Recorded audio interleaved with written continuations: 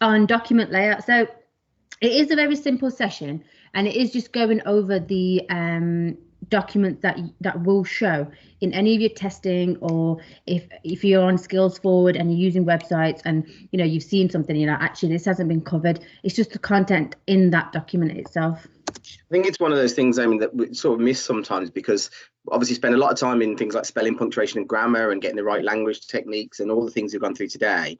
And then you get to the test and it'll say write a letter, and you go, well, I know how to write, but actually how do I do a letter or an email? So it is quite key. It is one of those things that we sort of leave because it's sort of an extra part to the actual learning. Yeah, I completely agree. I mean, you sometimes come to a point where you're so engrossed in different things, and when it does come to actually, can you write a letter?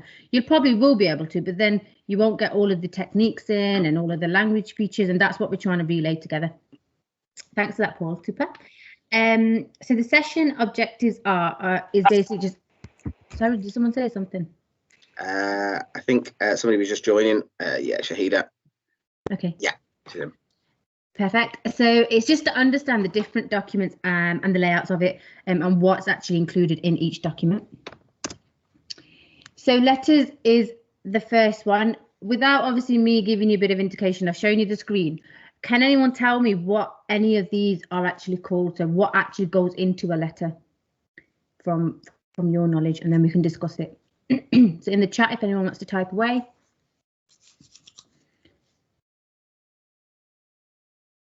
They're all tired. Everyone's falling asleep.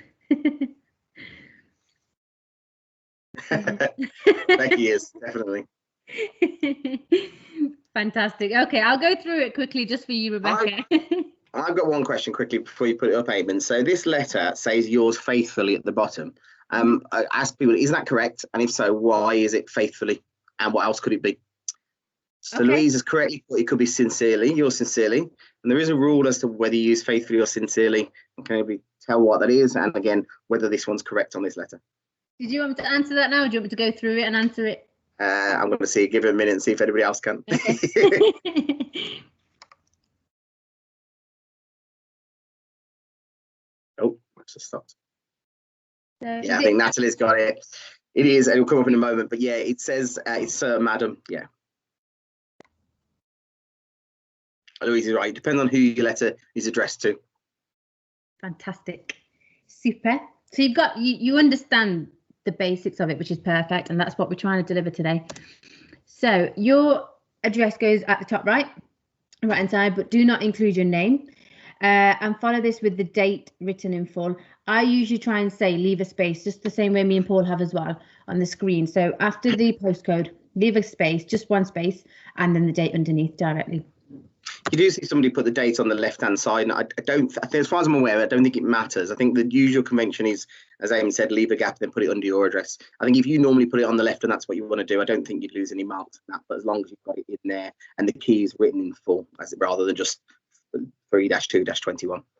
Yeah, perfect. So the address of the person or the company you're writing to goes below on the left-hand side with their job title, if you obviously know it. So it goes directly underneath the date, and again you can leave a gap and then start on the left-hand side, so it follows through itself. Sorry to keep interrupted, Eamon. It's fine. I thought about this one. One of the things that I see a lot of people is the test will give you an address to write to, and I really see, but make sure it's copied correctly. So if it's actually whatever, it's not Liverpool, it's Birmingham, you put the wrong address in. It's one of those things. Was it's still only a spelling mistake or whatever, but actually if they've given you the address and you've got that wrong, that doesn't. The marker will look and go, well, if they can't even get the address wrong that we've given them, then that doesn't bode well for the rest. And similarly, when you're writing your address, if you don't want to use your real address, that's absolutely fine. But I've seen people spend like 5 minutes trying to think of an address to put. Just put 5 the street, or just put your address and change the house number or something. So don't spend ages thinking, well, how am I going to make up an address? Because that's really not important. It's important that you get it. Yeah, definitely. Perfect. Thanks for that, Paul. So you begin your letter with dear sir or madam, or to whom it may concern, if you obviously don't know who the person is that you're writing to. And obviously, if you do know who the person is, dear Mr. or Mrs., and then followed by you can do their full name, you can do their surname. However, if you do know their names. Just to answer Lee Sampson's question, yeah, this is for the full letter. So this is everything that goes inside the letter as well. Perfect. And then going back to the question Paul asked earlier on, you end your letter with yours faithfully if you do not know the name of the person, and end the letter with yours sincerely if you know the name. Some people have said to me before that it's if you know the person. Actually, it doesn't really need to matter. If I was told the manager of the Progress Hotel was called Mrs. Barnes, then I could write to Dear Mrs. Barnes, and I would do sincerely. So I don't actually know her, but I know her name. So it's not a matter of whether you've met somebody or not. It's whether you know their name. Way that I remember it is if you write to someone's name, you might be more sincere. So that'll remember you to be more sincerely. Yeah. And if you write Dear Sir or Madam, or to the editor, or to make turn, that's a bit more formal. So you remember F for formal and F for faithfully. So Sir or Madam is more formal for faithfully. And then if you do know the person's name, you go for sincerely. Yeah, perfect. And just going back to Paul's comment there, even if you do know the person and it is a formal letter, you still need to address them in the formal way as well. So whether you know them or not is a bit, don't take it personal in the sense of your tone, so keep it completely professional. One thing, the other thing to mention there is I see a lot of people put faithfully or sincerely with the capital, but obviously there's no reason for a capital because it's not a name, it's in the middle of a sentence. And you would normally put yours faithfully, comma, or yours sincerely, comma. So that's something, again, these are only minor points. But I suppose the point, and Eamon said it at the start, is if you do all your spelling and punctuation great and you write for something brilliant, you use all your language techniques, and then you lose marks because you've put faithfully or sincerely wrong, or you've missed a comma out at the end, it seems it's a silly mark to lose. So really, these little things should be quite straightforward for you.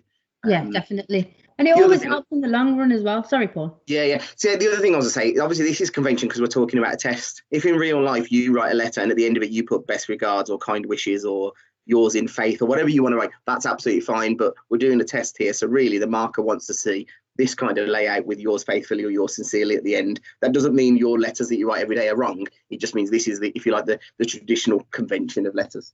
Yeah, perfect. Spot on. Thanks, Paul. The next screen when it wants to load. Okay, so emails, and another one. Emails it's very similar to letters. It's not much different at all. Although it is quick and instant form of communication, an email still needs to conform to standard English. So your paragraphing, your grammar, your spelling, your punctuation. Try and keep your emails very professional. And again, it's not just for your test; it's for your future life as well, because you're all probably in good professional jobs where you are communicating over email, and from working from home, it will all be based on email as well, and it supports you in the long run. So moving on with that, opening is your formal good morning, good afternoon, dear, if you obviously know the name, and if you don't, to whom it may concern. And if it's informal, so between, say, me and Paul, we're colleagues, hello, hi, how you doing? Something very simple is completely fine. But if it is a professional email, keep it to the standard English. You do tend to find with a test, if it's a letter, letters generally are more formal communications. That's what's there. Email can be one or the other. If they say email your MP or your manager asking for a pay rise, you're probably going to go for the more formal. If they say email your friend in Australia, you're probably going to go for the informal. So really with email, it depends on the sort of scenario they give you in the test more than anything. Yeah. Closing your email off, kind regards, best wishes, and informal, thanks, see you soon. So with your formal, you can always close off with your title, so your name and then your job title and a signature if you want, and then informal, thanks, Eamon, and a kiss maybe if it's to one of your friends, and if not, that's it. That's perfectly fine as well. The box that you see there is actually taken from the test platform. So if you are asked to write an email, you'll get a box like that. And obviously you can't do things like send and options and things like that. None of that works. But you do put if you ask you to copy it to anybody, you put CC and then a subject in. And again, just if they give you an email address and it's somebody.com and you type something .co.uk, whilst it's not necessarily going to automatically lose you a mark, it does show a lack of detail and attention to detail. So do make sure if you're typing the address to who it's to, then do make sure you put it in whatever they ask you to send it to. And the same with the subject, should be 1, 2, 3 words at most. It doesn't need to be a full sentence, just a short, sharp thing that tells you what it is. So just like you would do, we all use emails all the time, don't we? So just like you would do, but just bear in mind this is a test. So you need to be a bit more careful about what you're doing. Yeah, and just going back to Paul's comment about subject, just take out what it is in the question. So if they're asking you to write a complaint about Tesco's, complaint regarding Tesco, something very simple in your subject box, and then obviously that will follow through in the body of your text. Okay, articles may be a bit more informal, but should include a heading, set the scene, and the strap line. So that could be your subheading, your attribution, so who wrote the article, quotes, what did people say, and short paragraphs. With an article, I feel as if your content, obviously it could be formal as well, what we spoke about earlier, but your content of it needs to have the mixture of your short sentences, your complex sentences, and again, your synonyms and antonyms. So it will show that actually you are putting a lot more detail to what you normally would have done. So if you do write an article, as an example, have it written out to what you think is right, and then go over it with the structures that we've delivered today throughout the whole day, and you'll see the difference of how well it will read with it being basic to then you lifting it from, say, level 1, and you've powered it to level 2 within just with a couple of words, and it becoming that detail. Again, if you look at any, I mean, nowadays it's all online, isn't it? Or a newspaper, magazine, or a website, you'll see they do tend to have 1 or 2 sentences per paragraph. So they're quite short paragraphs, but your sentences should still, as Aaron said, still be grammatically correct and still have clear information in there. The one thing that is good in articles, again, is to make up quotes. And again, don't spend 20 minutes deciding what somebody say. But if you were asked to write an article about a charity event that you ran, just put in the manager of the local care home said, and then put in speech marks, this was a fantastic event, thanks for all the money you've raised. Just something short like that. Just, again, it shows you've thought about it and you've put a bit more context. That would be the difference between it being an article compared to an email or a letter, for example. Yeah, perfect.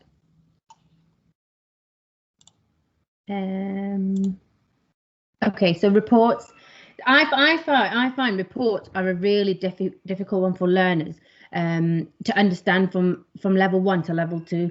And all a report is just giving the detail. So much detail going into that context, that whatever they're asking for. So they couldn't, in your exam, they could ask you for can you write a report on the rubbish in the local area to the council, and that is one. I think that is an actual mock exam, and you just literally writing what you think of what is going on, but then as you're thinking it, your words may be just standard English, and that's when you start turning your paragraphs into professional paragraphs, and they'll just follow through. So you'll need your headings and your subheadings. Subheadings, if they're appropriate, I normally would say yes, because it gives you that strap line. So yes, you've got a heading, and then you've got something else that's grabbing that reader's attention. The layout and the style features as appropriate. So numbering if you need it, of course, paragraphing. So don't have 10 sentences in one paragraph and 3 in another. Keep it quite concise and keep the paragraphs the same length all the way down. So if you've got 4 sentences in one, carry that through your report. It will show you consistency. So obviously you've got a clear introduction and you've got a clear conclusion. Now, introduction, you're telling the council, say for instance, about the problem. So you're telling them what you're writing about. So you're not cramming it all in one paragraph. Your conclusion is what you think of it and what you want done from it. So what is rounding it off? What do you want from the council? So what's the end of it? So you're not just telling them the problem, you're coming with a solution as well. Louise has asked who's writing the third person, and it will depend on the scenario they give you. So it may be your manager has asked you for some ideas for improvements at work, and actually want your ideas, he writes it from you. Or it could be your manager, again, I'll keep work example. You've been asked to go and speak to staff about how they think they could improve staff morale. So then you would write it a bit more third person because you'd be relaying other people's information. But as Amy said, the key thing is detail, really, with reports. So if you were writing a real report at work, you'd probably have some sort of structure. You might have some document that you fill in. So it's a bit harder with this when you're trying to write it and lay it out in that kind of way. But the more detail, and if you can break it up, it's good. And as Amy said, the biggest thing I think people miss off when I read reports is their conclusion. So they might say, I'm writing this report because blah, blah, blah. Here are maybe 3 options that I would consider. And I hope this is useful. And actually what they want from a report is saying, and based on these 3 options, my personal recommendation would be number 3, or speaking to colleagues, the most popular option was number 1. So I feel the company should go with that. So having something like that in the conclusion and sort of your rounding off of it would be really useful. Yeah, fantastic. And also, can we just say, in anything that you're asked in your exams, when it comes to testing, and even when me and Paul and Sam, obviously not here, he's gone off, but even when we're marking as tutors, we don't necessarily ask you to know the truth. So if you're telling us there's 37% of Derby is, I don't know, saying that there's a problem with rubbish. It doesn't necessarily mean that's the real statistic. So if you put something in, don't feel, oh my God, this isn't right, and they're going to come back and fail us. No, they just want to see the level of detail you're putting into the body of the text. And that's, I know for myself and Paul, that's what we look for. So if there are statistics you're putting into a report, it's a tick box for your level 2 criteria.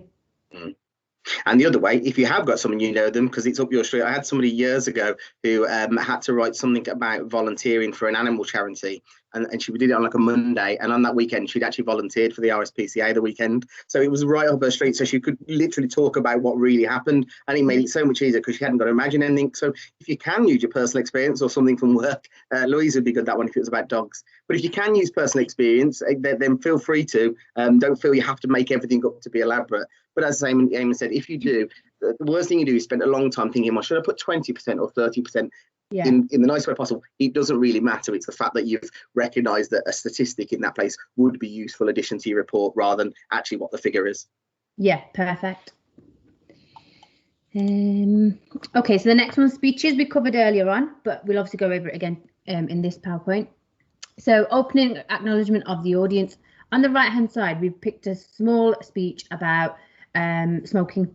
So in the first paragraph, it's the opening paragraph, it's 3 paragraphs, and it's got a mixture of complex sentences with small sentences as well. So if you read it out, smoking is regarded as a fashion symbol with young boys. Despite the ill effects of smoking, people still continue to smoke. Many young boys who start smoking feel that they look broad-minded and liberated if they smoke.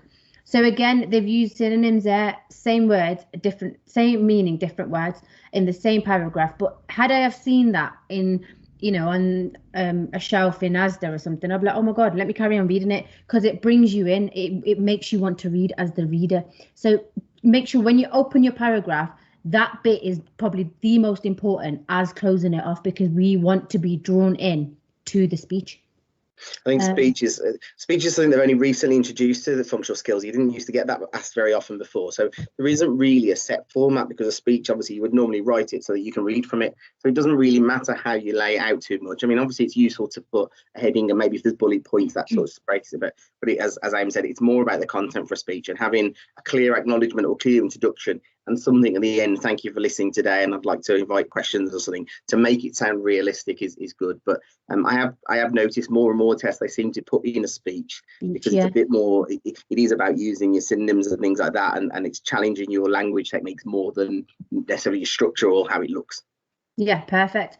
A speech is written as you would speak it. So I've always been taught at university from my tutor. She's always said to me, even my academic writing, write it as you're speaking, and then go back and add your fancy words if you want, but don't add too many fancy words. And that's exactly what I would deliver. And I know Paul will as well for a speech.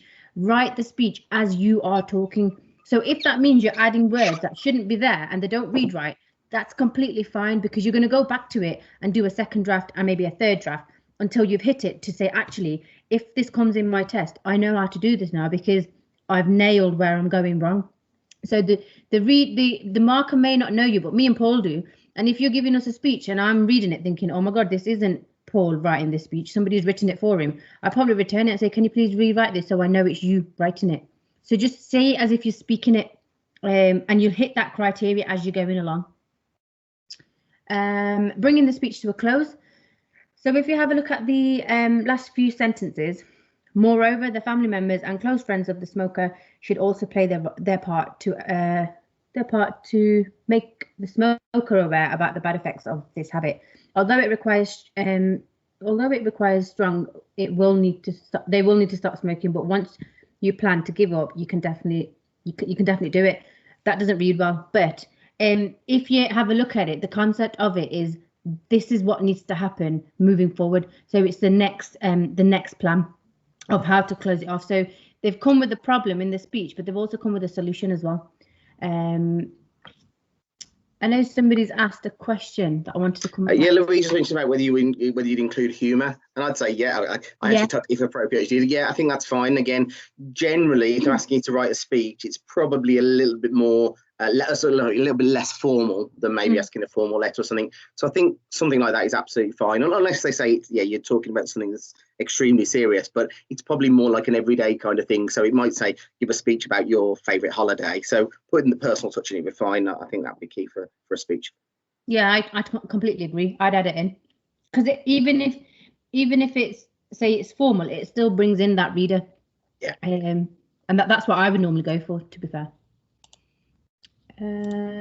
Okay, so blogs.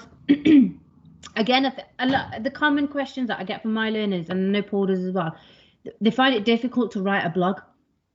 And I find it, so like, say underneath is an example of a post from a blog for people studying English by Victoria Elliott.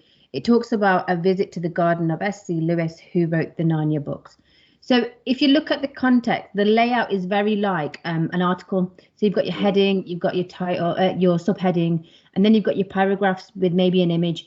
It is quite formal. It is, they've added the adjectives, the verbs, the content, I would say, is very much more formal than a speech. I don't know if you want to. Yeah, I'd agree. I'd say probably somewhere between sort of a speech and a article, because articles are a bit more dispassionate, because you're writing more facts. I suppose blogs, it's more your personal opinion, so still got a formal kind of writing, and you want to bring the reader in, and maybe you'll ask rhetorical questions and things, but I suppose it's a bit more your opinion. Blogs is a strange one. I mean, we've talked about letters which have been around for thousands of years, emails which have been around for quite a while now. Blogs is a fairly new thing, and there isn't a standard of how you write a blog. But whether you're into blogs or this thing, but if you were reading something like a blog, I suppose for you, you'd want something that's interesting and is something that the person's saying. If they're just repeating facts and that you can get anywhere, and actually there's no reason for reading their blog, so you need that personal opinion in there to sort of entice people to want to read it. Yeah, perfect. And even comparing this, actually, one of my learners recently has had they've had their exams in level 2, and they've started to introduce story writing. So it is very similar. So if you do read the content of this blog, it is very similar to story writing as well. So if it comes to, you have an exam, so can you tell us a story about blah, blah, blah, you literally just write in something very imaginative. So they're looking more at your layout, your language techniques. Is it persuasive? Are you using, your synonyms, acronyms? What's your tone like? What's your audience? They're going to be looking at all of this, your punctuation, grammar, spelling. Louise come a good suggestion. It could be diary style. Yeah, if they're asking for your recollection of a week of work, then write it diary style. That's absolutely fine. I've not seen anything from the awarding bodies that say a blog must look like this. No. It is about the blog must still be punctuated and correctly spelled and things like that. But it's more about giving your personal opinion and again, I suppose painting a picture. So this is where, again, from Eamon's sessions earlier, things like synonyms, antonyms might come in even more, because you really want to paint a picture of what you think, so that learner is understanding. The reader is understanding what's in your mind. So the more detail, sort of imaginative detail.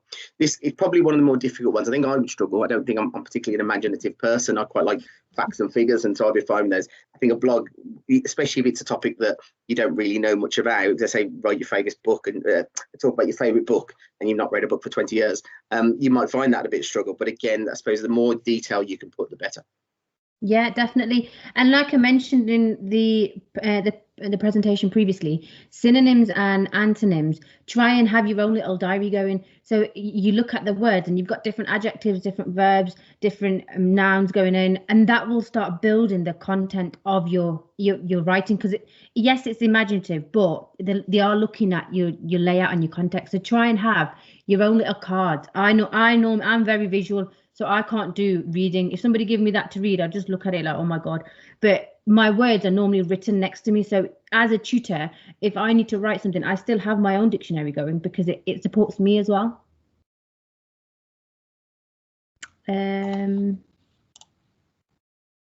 Okay, so they are the type of text. So the session outcome is recognizing and identifying all types of writing text that will, or you can come across in your level 1s and your level 2s as well.